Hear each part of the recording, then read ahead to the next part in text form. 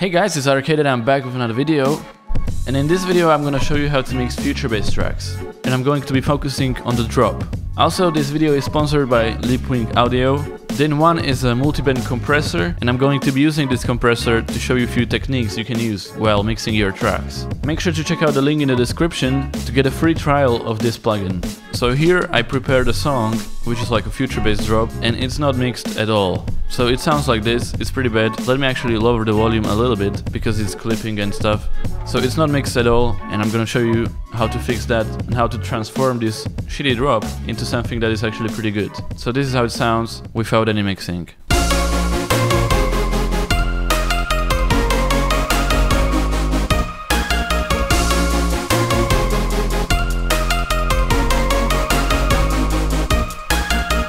So yeah, it's not terrible, but nothing really stands out. It's pretty flat and it just doesn't sound really good. Some sounds that are not supposed to be overpowering are overpowering. So yeah, let's fix that. So yeah, let's fix that with some simple fixes. So first let me get the volume back, and I'm gonna start by using the multiband compressor actually. So first let's do the drums. So I have everything in mixer channels, and this is the kick on mixer channel number 1. And so let's put the plugin in there and let's see what we can do. So the first thing you can notice in the mix when we played it, that you cannot hear the kick at all. So we really want to make the kick stand out a bit more in the whole mix. So this is the plugin, and let's just enable the compression. So as you can see, this is the maximum value here. And it's pretty punchy right now, and there is no distortion because we are using multiband compressor. So if you only increase the volume of the kick, it would start getting distorted. But if you use the compressor, it actually stays non-distorted, but still has this incredible punch. However, we don't want it to be as overpowering, so let's just lower it. And let's unlink it and maybe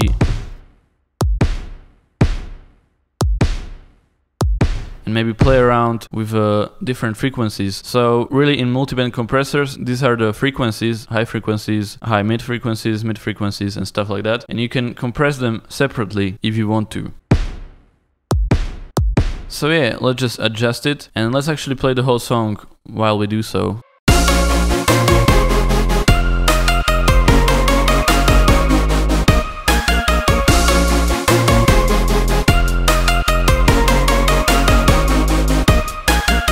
Okay, now you can hear the kick better in the mix. Of course, it's still overpowered by other sounds. And what we're gonna do now is start sidechaining some of the sounds. And so yeah, now let's move on to the sidechaining. And to do sidechaining, let's actually copy the kick, clone it, and basically hold Ctrl-C, Ctrl-V to do the same notes. But put it on different channel, like 12, and go to channel 12 and mute it in the master channel. So now you cannot hear this kick at all, but it's there.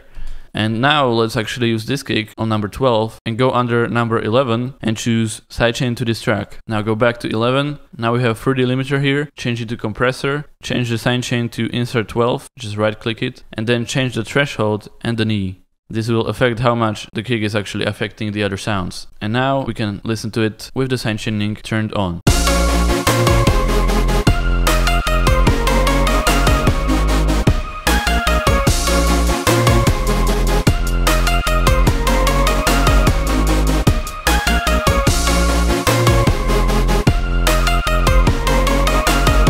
Okay, already sounds a bit better. Now, for the snare, I think it sounds pretty good. Maybe let's just adjust the volume. Sometimes it's enough to just adjust the volume. Maybe go back to the kick.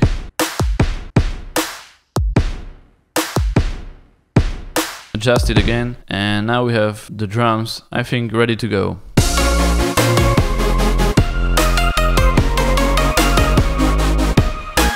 Okay, another thing is the hi-hats. Let's actually adjust them now. What I like to do is put a reverb on them and just lower the dryness and the decay a lot.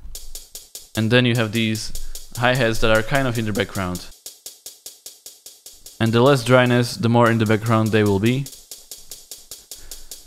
But then let's put EQ on them, through the parametric EQ, and just boost the high frequencies a little bit. And maybe we can even put stereo shaper on them and choose the preset called Stereoize 2, which will make them wider in the mix so they are in both speakers kind of. And yeah, that's pretty much it. Let's hear it.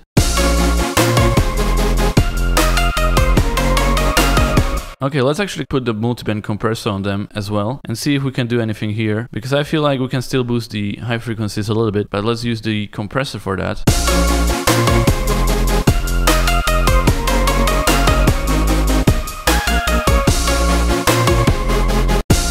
And of course you can bypass it and see the difference.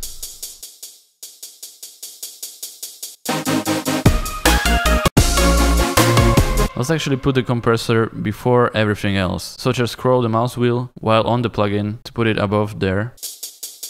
That's just so we are not compressing the reverb. Actually, let's just lower the volume of the hi-hats altogether.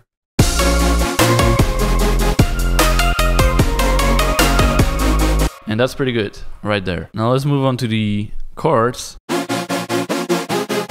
And let's put them on different channel. But since we put them on different channel, now they won't be sidechained. So what you want to do, we have the chords on channel 13 and the sidechaining is on channel 11. Just go to channel 13 and go under channel 11 and right click route to this track only. Now the sidechaining is still affecting channel 13 and we can put separate effects on channel 14, which is the chords. For the chords, I'm thinking use EQ and delete the low frequencies because we really don't need them. And now let's use the multiband compressor.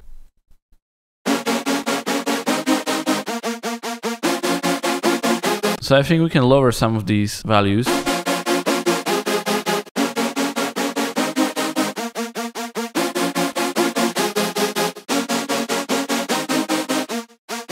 So when mixing a track, just think what your goal is. For me, these chords, I just want to adjust them somehow because I feel like they have certain frequencies that I don't really need. So I'm just adjusting it based on ear, and once I hear what I like, that's where I leave it.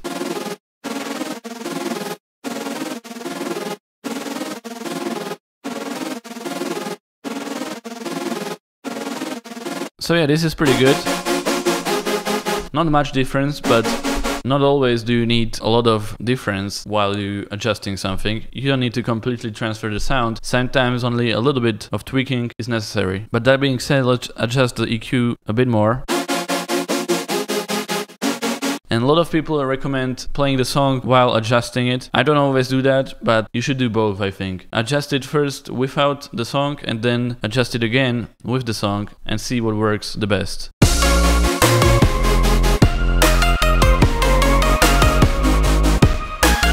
Okay, I think that's pretty good. I lowered the high frequencies a little bit more. And now let's put reverb on it as well, just a little bit. And let's try putting it on stereo as well.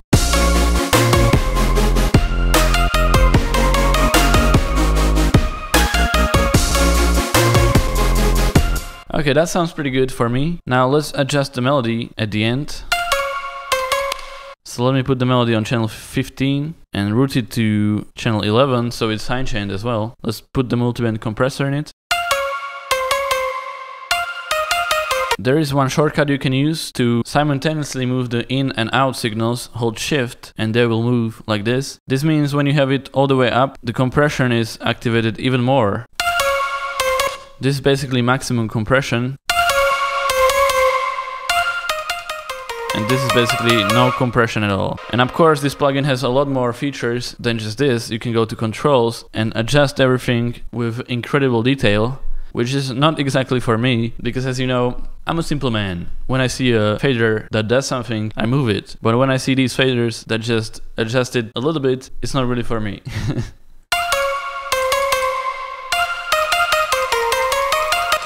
But you can change the attack and release of the compression, which is great, but I leave that to the professionals who really just focus on mixing and mastering tracks. For me, this is pretty much enough for the most part. So yeah, let's just adjust the plug a little bit.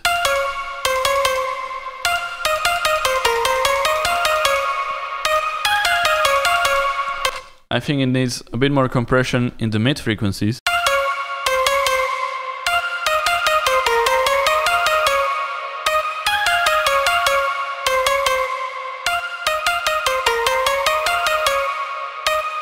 Let's also delete the low frequencies, just as before. Let's do a high pass filter.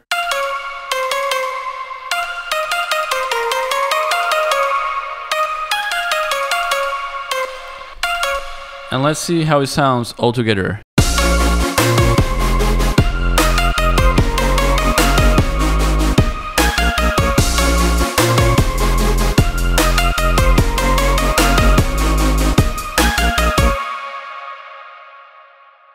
And yeah, that is pretty much our mix done. I showed you a few mixing techniques that you can use, and of course I wanted to show off the multiband compressor as well, since it's the sponsor of today's video. But yeah, I hope you learned something new. Mixing doesn't need to be too complicated. It's few basic techniques, but how you master them is what's most important. So really, when mixing, you just need to know what your goal is, and once you know that, you can just adjust all these parameters like EQ, volume, and stereo or compression, and just adjust it to the way you like. The plugins themselves are not really complicated. What's the most complicated is to find out what you want and hear it properly. Anyways, thank you for Leapwing Audio for sponsoring this video. Make sure to check out the link in the description. There is a free trial for this plugin. That is pretty much it for this video, and I'll see you in the next one. Goodbye.